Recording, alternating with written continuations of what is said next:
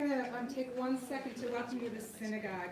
I'm Jody Raines. I'm the volunteer president of this Isaac Avery Downtown Synagogue, and we are the sponsors of this wonderful international design competition, although we had some great grant funding. And Sigal Hemi has been helping me organize this, and I have this wonderful jury and all these designers that you are going to hear from. But I just want to make sure I welcome you to the Synagogue. We've been here, the Synagogue's been around for almost 100 years. We've been in this building since the 60s. You can see it needs some renovation. We're going to be working on that soon. But I hope you enjoy this, and there's cards on your chairs with a whole week-long series of programs and activities and fun things that are going to happen around these sukkahs that are going to be built in Capitol Park. We want you to come back as many times as you want during the week to enjoy them. They're there for you to enjoy. And we also got a grant to print these wonderful catalogs that are there for you to take. We do ask if you're so inclined to make a donation, but they're free catalogs for you to enjoy. So thank you very much for coming.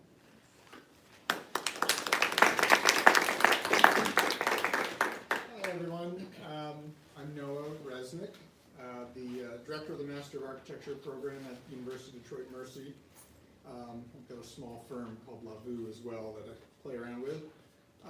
Before I start, I want to also thank my co-chair of the jury, Anya, who is also a principal at Koaki and a professor at University of Michigan. So this is going to be somewhat informal, pretty loose. I'm going to introduce you to 3 of our 5 winning teams. Give them a chance to very quickly show you their winning design entry and maybe talk about how they're going about getting the thing built in 1 week. And then I'll ask them some questions, get some good conversation started. We can open it up to the audience after a little bit when my questions start to dry up. We'll just hopefully have a good conversation and a little preview of what we're going to see at the end of next week when all 5 Sukkot are open for business in Capitol Park. So. And this is before you start mentioning, Jeff Kidorf was also on the jury, and he's here. Thanks, Jeff. So I think we'll just go one at a time. We'll start with Nice One, just because that was the order in which you emailed me back. Nice One creates participatory interventions that blur between graphics, objects, and architecture. Their designs often investigate the immediate emotional and sensory capacities of everyday spaces. Current interests include primitive huts, recycling and assemblage, movement, nooks, and fuzziness.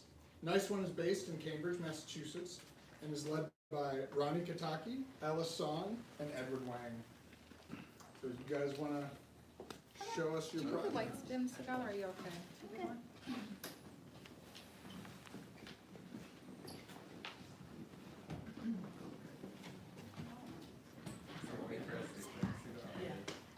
I don't think you can click, but you can tell me.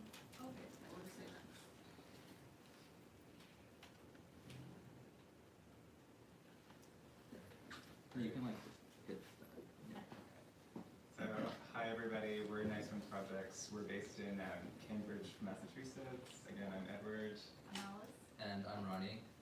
And we thought, obviously we're going to present our project Chaffee to you tonight, but we thought we'd also maybe just talk very briefly about how we kind of became a collective and also some of the other projects that we've worked on in the past before this.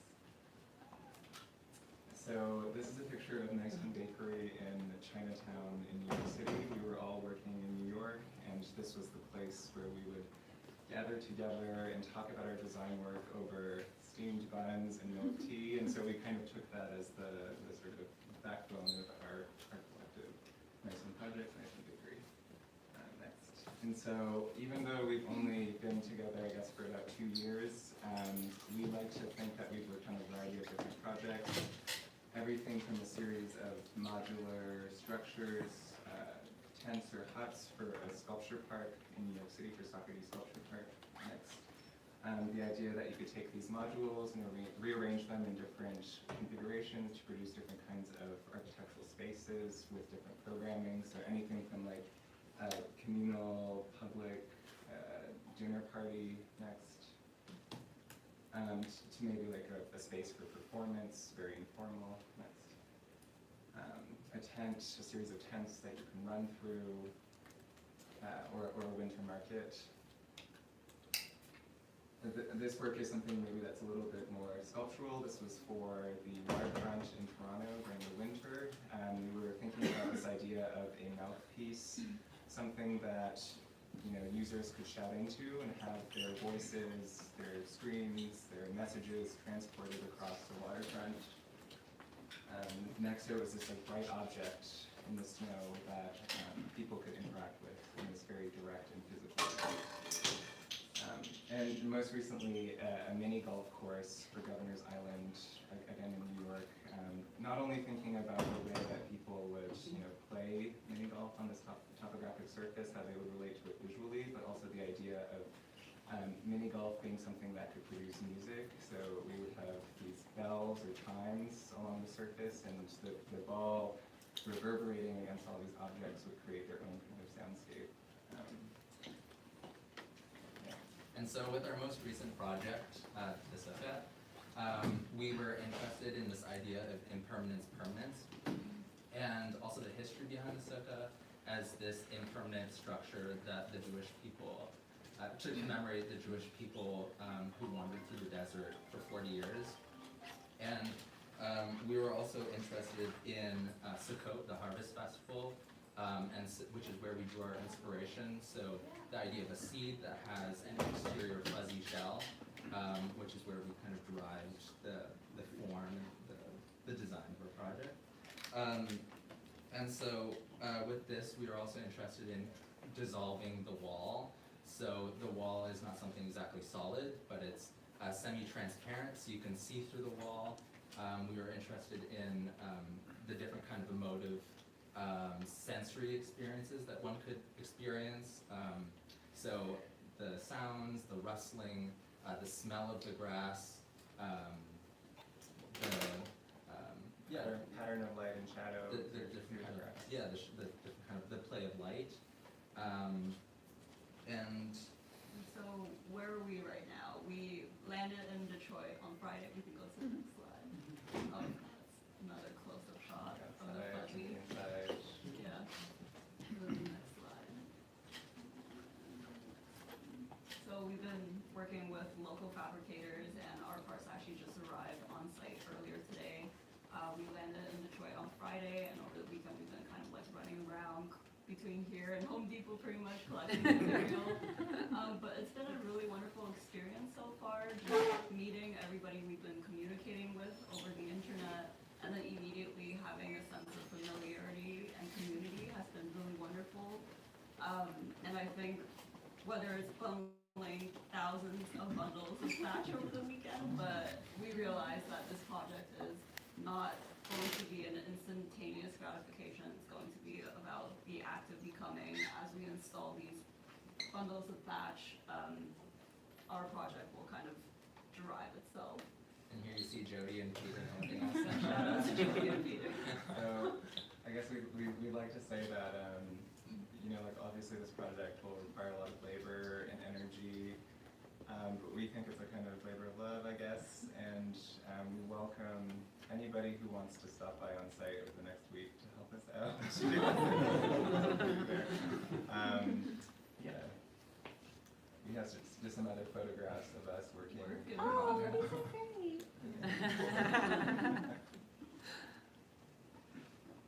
Yeah. Thank you. I'll save all the questions until we're all. Can we applaud? Oh, yeah. I was in studio mode and I never let my students know that we appreciate it.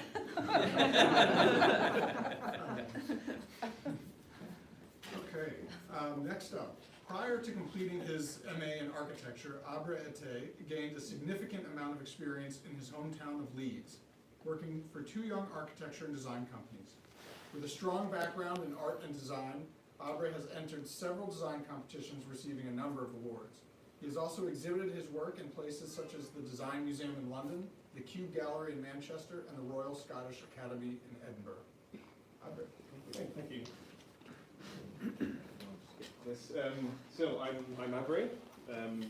I will just start by saying if I mispronounce anything, just blame it on my ignorance or my accent, because I'm from the UK. So my project is called Hillel. Actually, I should say one more thing. Although I am an architect, I actually moonlight as an artist. So I always found at university, people say to me, "Oh, that's quite an interesting idea, but that has nothing to do with architecture. You should be an artist." So I've been getting this all my life, and so this is one of the reasons why I do enter competitions. It gives me an opportunity to test out ideas, which are sometimes not necessarily architectural, and I've been able to, like I said, Noah said, exhibit in some museums in the UK. So, Hillel. The word means celebrate in Jewish, in Hebrew. Sorry. So maybe if I start at the beginning. So just to give you a bit of context, and really, I don't want to give the impression that this sukkah is something that's I've just thought up out of my mind. There's a bit of sort of continuity in this. So the origin, as has already been said, back in the days of Moses, there was an instruction given to Moses that the Israelites should once a year build sukkahs as part of the festival of Sukkot, and to dwell in those sukkahs. And the festival, for me, has this two sort of twin things working, and that is performance and artifice. So artifice meaning the actual physical thing is built, and performance being the rituals surrounding the event. So the next slide. So 2,000 years ago, thereabouts, in the temple in Jerusalem, during the festival, you would have seen something like this, for instance. So this is the Temple Mount, and you have these giant menorahs with flaming torches in them, and they were so bright that they would light up the entire Temple Mount, the outer court, and people could see these from miles around. So this element of light was quite significant. So in the minds of the Jewish people at the time, and also combined with a water drawing ceremony. So water would be drawn in brass bowls and poured over the steps of the Temple Mount. So these are some aspects of the ceremony that were quite key. Next slide. So that was performance and artifice. So we have the sukkah itself, and there's been a tradition since Moses that has been sort of codified by rabbis over the years.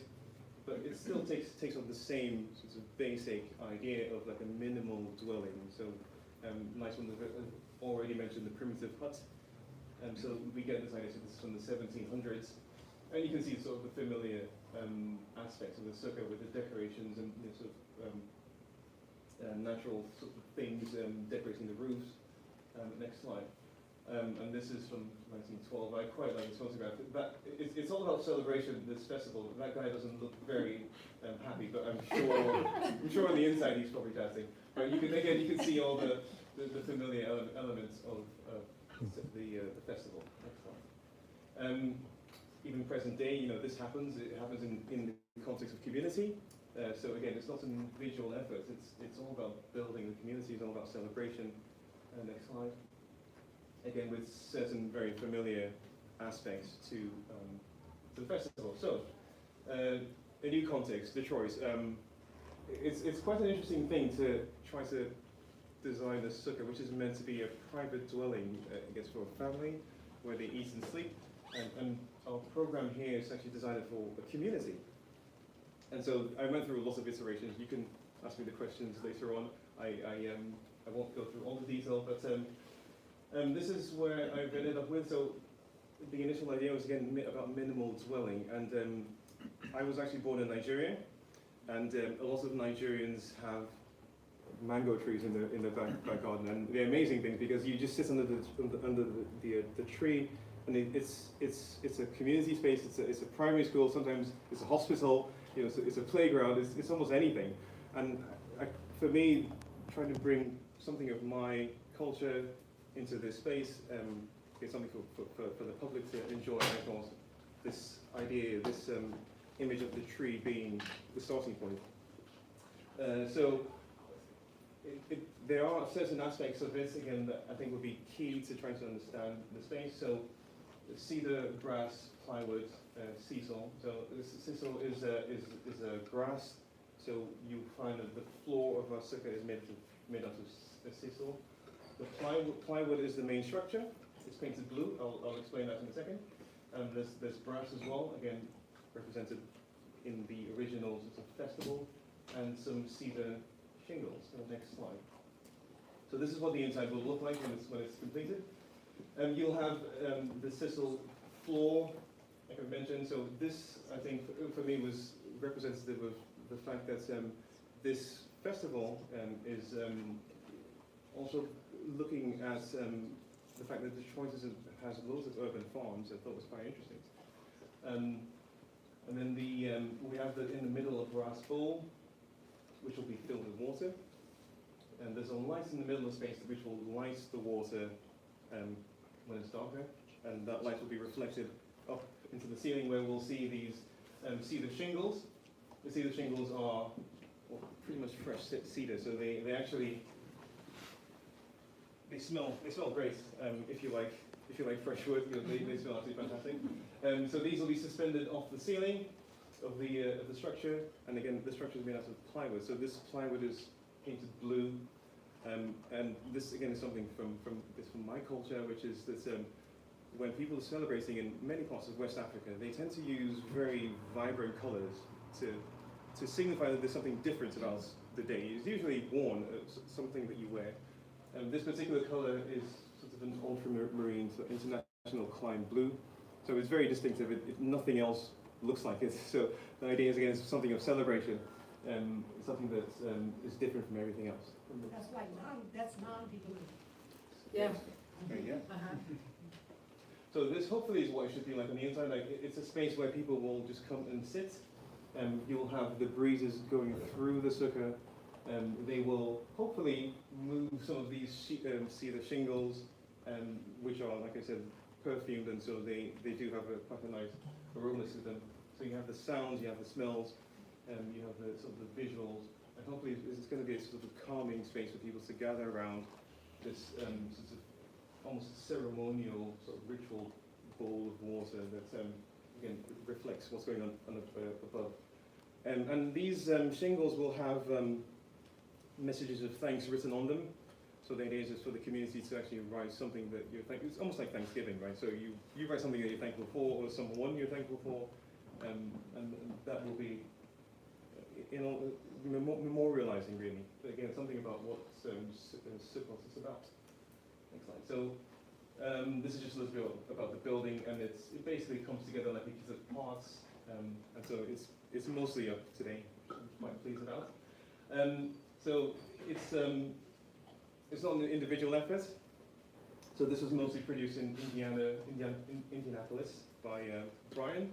This is his workshop. And he's a Cranbrook grad.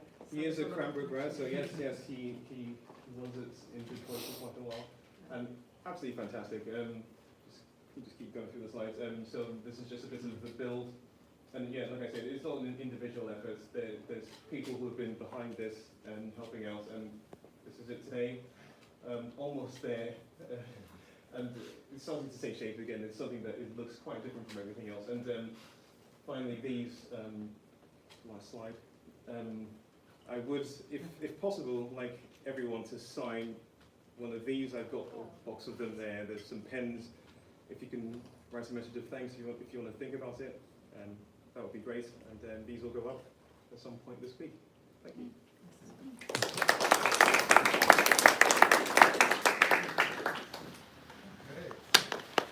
Next, we have Jayla.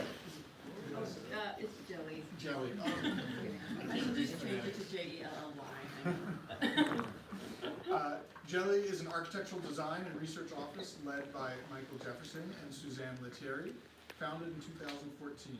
The practice has appeared in exhibitions in New York City, Boston, and Ithaca, and has been published in Project, the Cornell Journal of Architecture, and the Association of Collegiate Schools of Architecture. So, Suzanne? Thank you. Hi, everyone. So, yes, I'm Suzanne Lettieri. Michael Jefferson couldn't make it today, but he will be here tomorrow on site.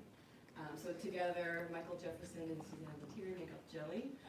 We'd like to thank the Earth Foundation and the board for giving us this great opportunity.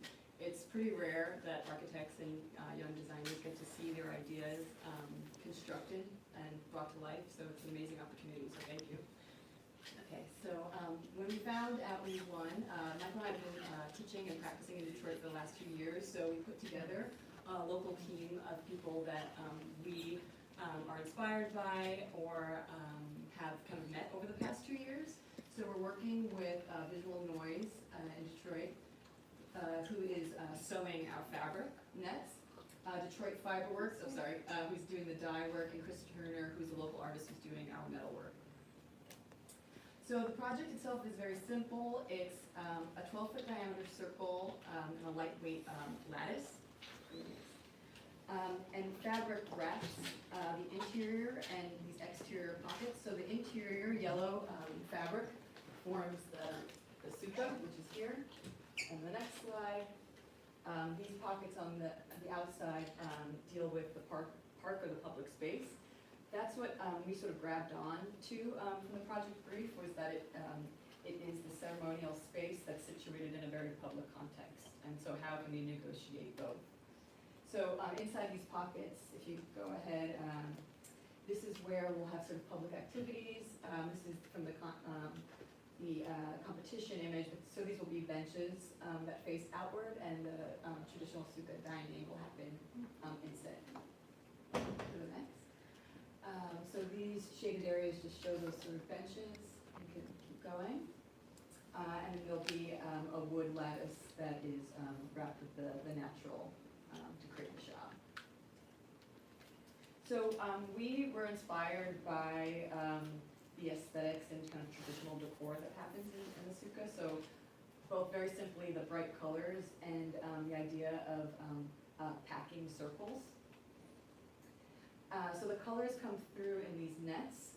The nets serve as our walls and have a level of transparency so that it confines the area, but it's also something that's completely porous. So this is what the image looks like. I'm showing some of our working drawings to show what we're passing over to Visual Noise. So Kenyatta and John have been sewing these really large fabric patterns. So this is just a detail of what that looks like. And this is us looking like we're doing some sort of dance, but we're folding fabric. And here's what some of the fabric looks like dyed the yellow, and the next slide is the orange color. This is Michael and I working in Chris Turner's shop on the east side of Detroit. So these are our bent pieces. Move forward to some of the details. And we just stood it up really good today. This is actually in the process of being turned entirely. It's not going to be shown like this, will be up on columns. But it does, I'm kind of excited to see it in this way that's structurally sound and stuck together. I think that might be the last slide. So we'll actually be transporting this to site tomorrow, and then on Thursday and Friday we'll be working on the nets, which is going to be a ton of work, but really fun. Thank you.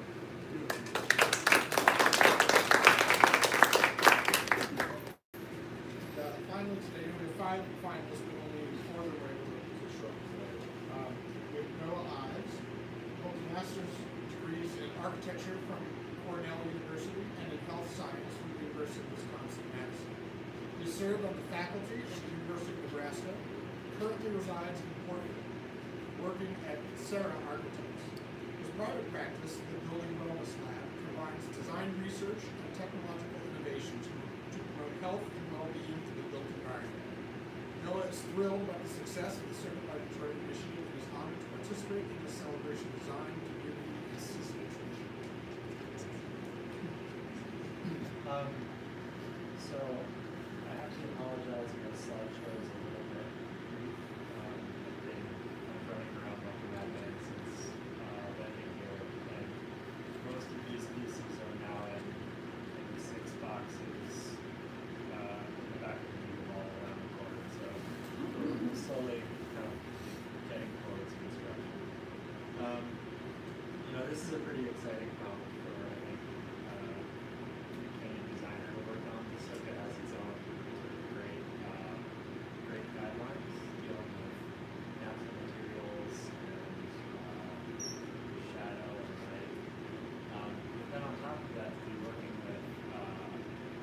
such an exciting public space. I mean, I just saw the site today. It's amazing location downtown. And part of this Detroit market design really just has so much excitement and opportunity to it. So when I was designing, I was thinking about sort of both sides of this. One, it being part of a big public festival, and one to make something that marked event is something significant. So I was thinking about maybe, I guess, an iconic design, and also thinking about the more traditional connections to nature and the creation of sort of a private, more, I guess, meditative space. Can someone, I've been trying to figure this out since entering the contest. How do you pronounce the word? Stuck. No one can say it every time you say it. So the basic premise for me was taking this up, and I'll keep working on it. By the end of the week, we'll do it. Yeah. Trying to make an entire Sukkah out of this so making it out of organic material that was porous enough to let you have a little bit of shade and a little bit of sunlight. I only found out after being accepted into the contest that plywood wasn't a qualifying material, so that was kosher. It wasn't kosher. Yeah. So that was an interesting surprise, but I designed around it, and it's now a metal material. So, the projects, I guess we could go to the next slide. I have a personal bias in the project too. I've been working with plywood sheet material for about a year now, just sort of seeing what I can do with it. So, it's part of my small practice of a little homeless shelter with it, a bunch of furniture, and this seemed like an interesting place to see the new use of plywood and something different to make on it. So the project is made of all plywood ribs, and then there's metal-like panels that slide to the outside. A little bit of an anxious designer. I get nervous about parts not connecting perfectly. So the whole thing is being laser cut, and it's kind of like bigger parts. Describe it to people like those basswood dinosaurs that some of us had as children, where you can slide pieces out and stick them together. So it takes a lot of design work up front, but then hopefully it goes together easily once you have all the pieces. So it's been great working with Detroit fabricators on this. Like Nice One mentioned, I've been to Home Depot any number of times, on the phone with them 20 times, but they've been very helpful, and they've worked with I3, the makerspace. It's just a little northwest of the city. Where's that? Ferndale. Ferndale, yeah. Drove up to Richmond today for called Laser Fabricator, Laser Market. They were super, and I'm also working with Troy Laser. So it's pretty fun to have the project go from something that I was working on, in my spare time, all alone after work, to something where I'm getting to meet kind of a whole new city and the culture of making. So, yeah, hoping it all works out on Friday. About then. Sunday is the official opening, right? Okay, we'll be good. If you see something built Sunday, it's okay. Yeah, Well, you can't build on the Sabbath though, so. right. You guys can build on the Sabbath. Thank you.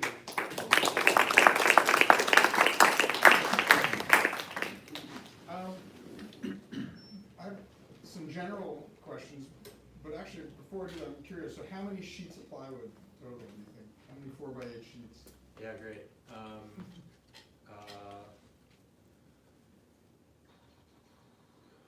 80? Wow. Yeah, but, so a lot of it, the ribs are 3/4 inch thick stuff, and then the petals are just 1/8 inch, so it's a little thinner. Yeah. Yeah. Well, thank you all for both submitting and for coming tonight. First of all of the projects obviously are amazing, or else they wouldn't have been selected. Because we had 78 entries, some really excellent, good, stiff competition. It was really, really fantastic. So I'm curious, and we can kind of just go down the line, but this is a very sort of specific type of competition, a very specific program, and it's it's been done in a few other cities. So some of you may have been familiar with past Sukkah competitions before, but for each of you, what were you hoping to get from the experience? What compelled you to submit for this competition versus any of the other dozen competitions that may have been out at the same time? Sure. So I showed in my slides that part of my entry was a physical model, and I'll basically jump at any opportunity that lets me test out things before building. When you work as an architect, you have to wait years often to see your project built. So this felt like somewhere in between art and architecture, where I could design it, but then get to be intimately involved in the making and see it up in a few months. Albert? Yeah, I had actually designed, well, we call it a sukkah with a few friends. So we did a Holocaust memorial in Atlantic City. We designed something, so that's why I originally had the idea, and we were looking to make something that was symbolic of the fragility of life, and so we were immediately drawn to this idea of the sukkah being a fragile object. And and recently I've been looking into the idea of shelter and dwelling, sort of a minimal, what at the base level does it mean to actually sort of dwell in something. And I've actually been reading the Psalms and some of what David wrote about God being his dwelling place, which I found actually amazing. And so some of these ideas are kind of synthesizing in my mind, and then the competition came along, and I thought, wow, this is just great, so I'm just going to go for it. So that's how it came about. I think we were attracted to the scale of the project, that it was not too small and not too big.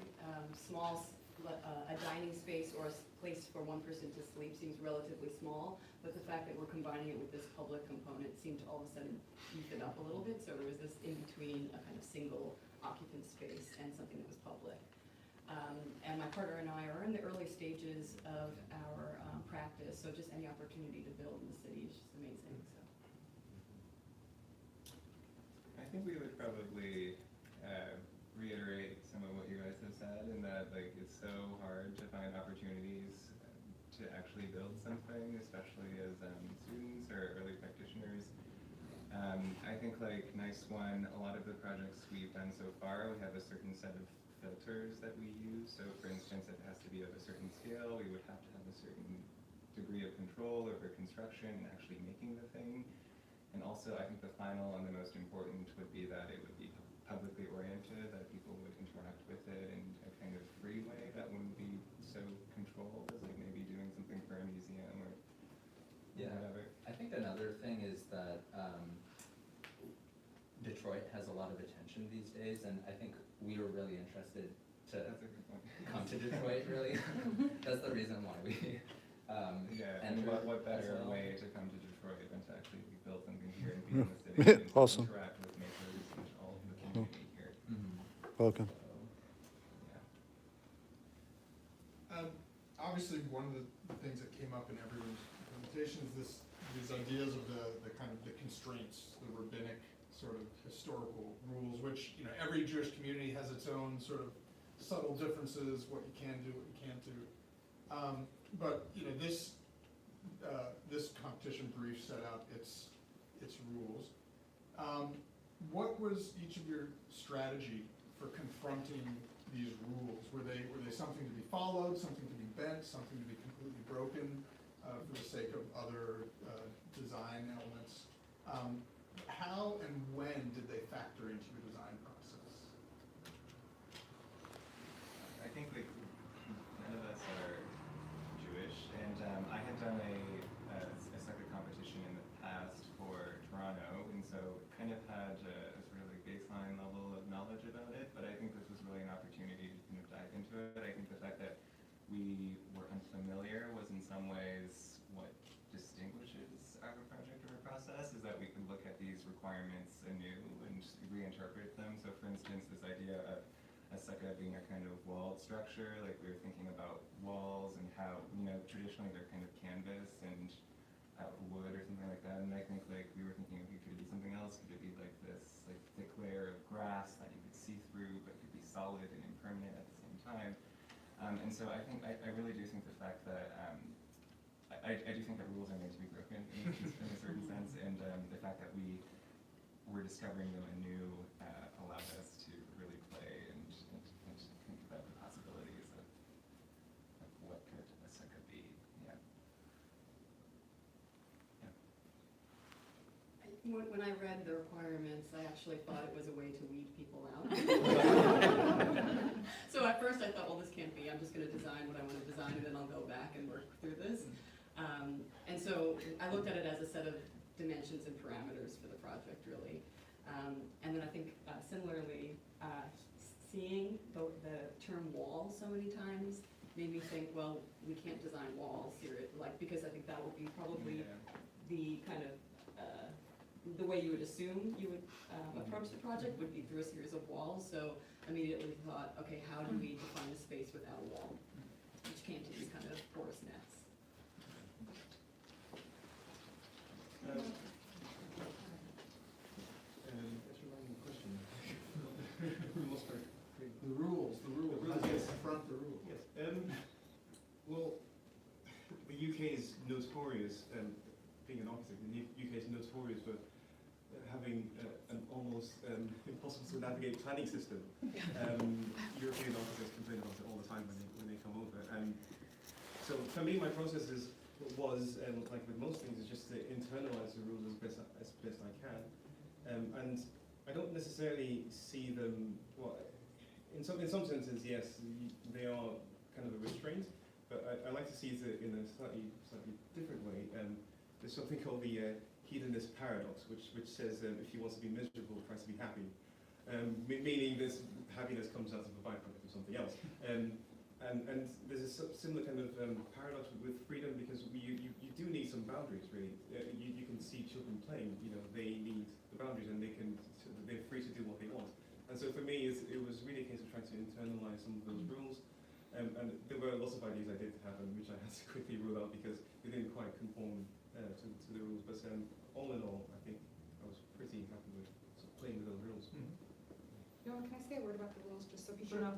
The RFP is in your book, so the full brief that Noah's referring to, and there were some very kind of arcane requirements, biblical requirements for building a sukkah that actually the rabbi of this congregation, Rabbi Silverman, had actually written a paper when she was in seminary. So we kind of modified, or we cut it down a little bit if those were the rules, and we have 2 rabbis that reviewed all these to make sure that they adhered to the rules. So you have a chance to look at them in your book. Kind of like a Chinese puzzle. They're really very, very bizarre, I think. Yeah, I mean, they're arcane, but I sort of love them. The rules that I latched onto were the use of natural materials, the importance of being primarily in shade, and of being able to see the stars at night, which sound to me like how every space should be designed. Like that's just where I'd like to be. So, like Abra said, sometimes the projects that I work on, the rules that I have to deal with are more city planning or code related, so the design for me is just like a real treat. In looking at a lot of the photos, especially the photos that have shown of the progress, which I'm incredibly impressed at how quickly these things are coming together. But I'm curious to once you started procuring the materials, maybe started getting more familiar with Detroit, with the site specifically. Were there any major or minor changes or alterations to the sort of winning design entry that you had to make? Well, with the way the sukkah that I designed comes together is very similar to Noah's because it's all CNC cuts, so machine cuts, and so it kind of has to come together like Lego. So there's only a limited range of sort of adaptations you can make to the design. So I'm quite glad that it's mostly just all come together quite well. In designing it, I was one of the elements I was really thinking to incorporate was the wind or the breeze coming through. So I tried to position the sukkah in the part of the site where it would come through the door. But looking outside, it's not as windy as I expected it to be. So you might not get the full effect of some of that breeze. But every so often you might do. But perhaps I would have, if I'd known exactly what the weather was going to be like, we might have made a few changes here and there.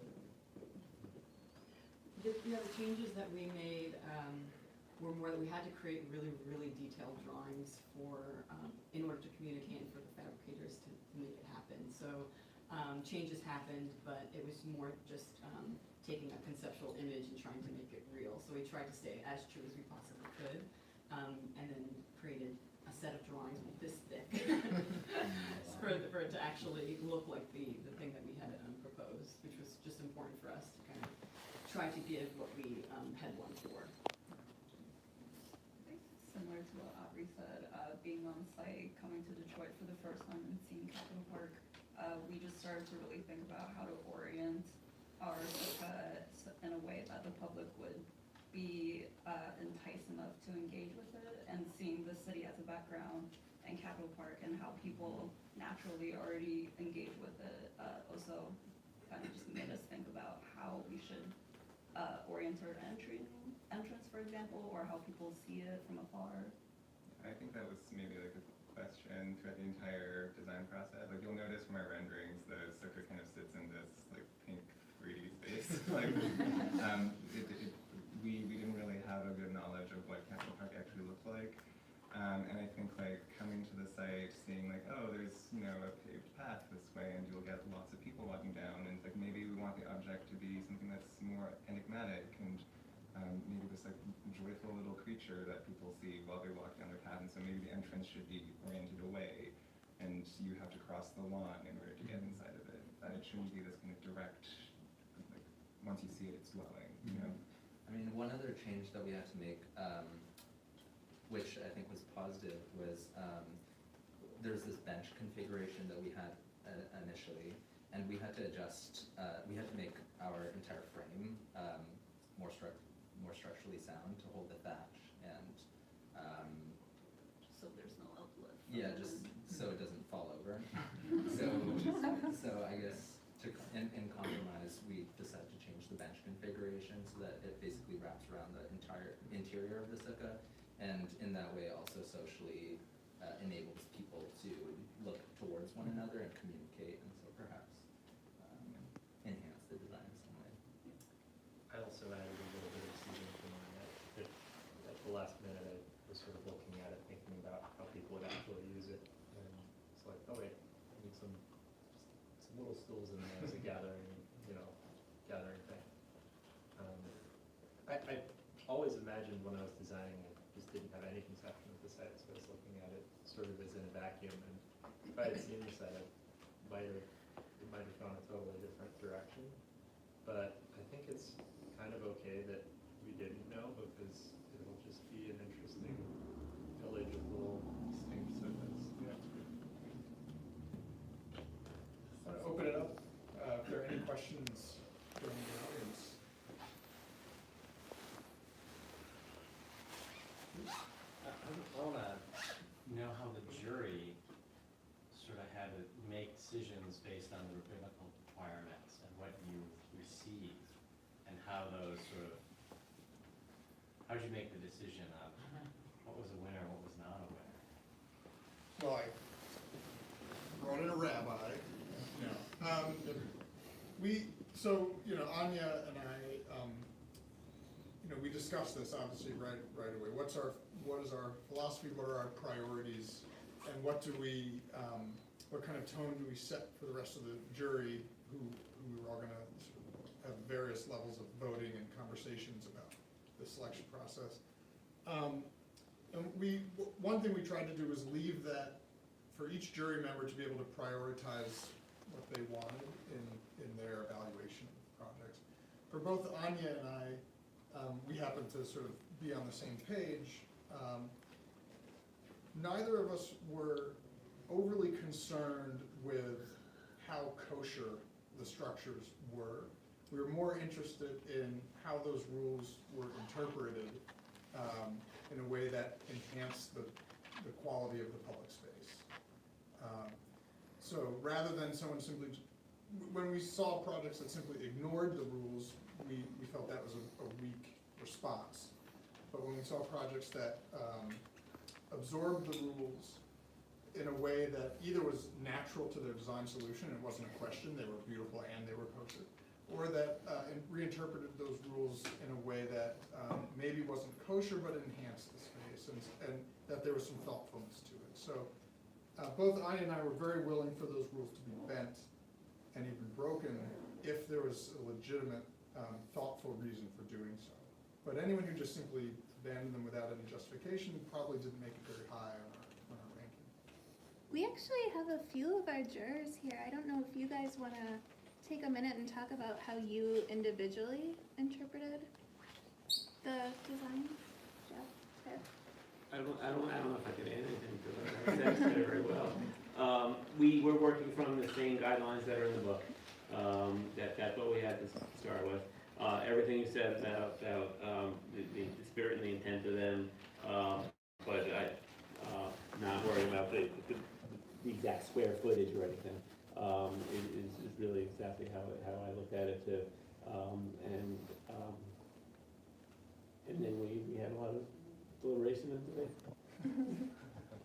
You know, in my mind too, the rules themselves, as I mentioned earlier, are not consistent. So when I was a kid building a Sukkah with my brother, we had other pretty strict rules that weren't even listed. Like we weren't allowed to use any metal, no nails, no metal fasteners. We could only tie things with twine or something. So every I was allowed to. We were allowed to use nails. Yes. So that's why that's what I teach. No, but you know, so the fact that no two communities would probably agree on the same set of rules meant that we could be a little bit loose as well in how teams interpret. For me, personally, I would consider materiality and innovation, and if it could actually be built. So, just build stuff. Marcia?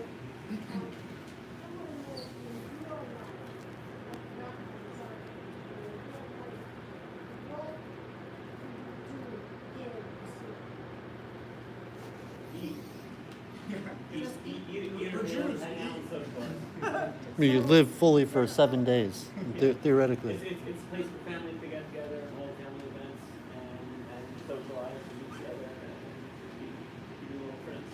So it's very common that people still It's making more of a comeback. You're supposed to sleep in it too. And I did it when I had kids, and a lot of the fun is just building it and decorating it too. I mean, it was amazing. So people would stay, would gather there, have a good time. And then sleep. Yeah. And invite people over to enjoy the weekend. Well, it's a small space there. So people just go in and out? Or do 10 people try to check in? The size can vary. It can be as large as a huge dining table, and like a synagogue sukkah might be for 30 or 40 people. Families could be as small as small family. I was real surprised when I read the rules, defined that by the regulations. It could be as small as the upper half of it didn't even have to be large enough to hold a full person. I don't believe any of the entries were that small, but to think that the object of Sukkah could have been, much smaller, was kind of striking for me.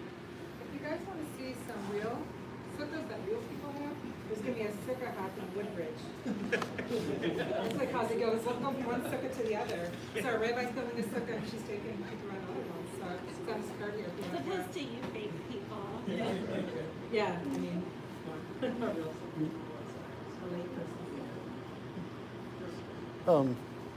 Some of you might have touched on, like, to think of the sukkah as a vehicle for a spiritual experience. You know, like 1 week a year, we return to nature. You're saying that it's God that protects us. It's not any of the structures of society that actually are the protection. Therefore, we could, you know, the same God that we worship in the synagogue is the same God that's out on the street, so we could return to the street and sleep in a hut for a week. And that, you know, so it's a vehicle of a spiritual transformation. Did any of you take that into your design process as your structure is helping to create some sort of spiritual transformation?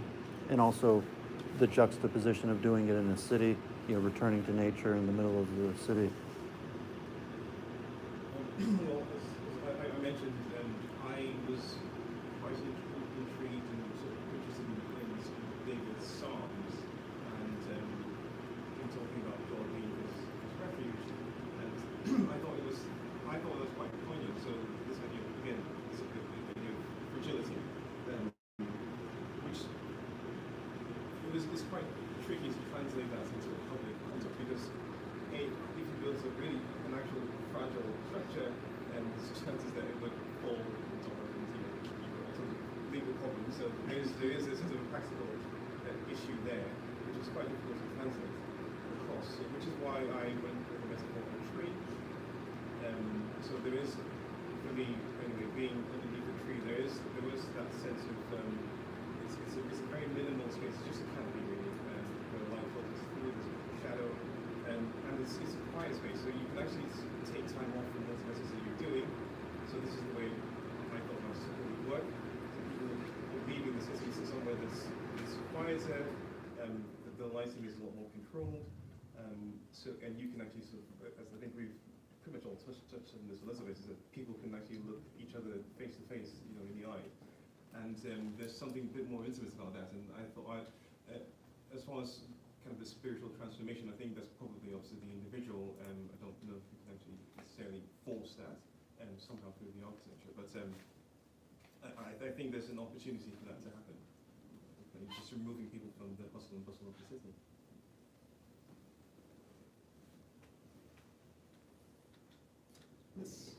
So can you tell us what the fifth one is? The one that couldn't be filmed, or are you not allowed? Oh, no. They're here on page number. 34. Okay, thank you. So this is a team from